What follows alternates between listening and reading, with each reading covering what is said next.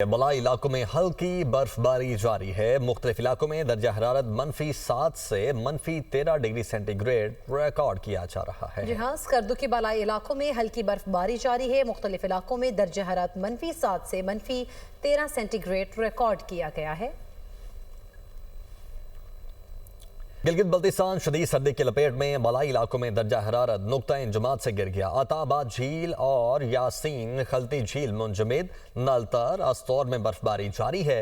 गिलगित में मौसम अबर आलूद, सर्दी की शिदत में इजाफा। बर्फबारी से लुत्फानंदोज होने के लिए सयाहों का रश। ज़िले इंतजामिया की जानिब से एहतियात बरतने की हिदायत। महकमा मौसमियात ने बर्फबारी के मजीद इम्कानात का इंदिया दे दिया है। तौर में बर्फबारी जारी है।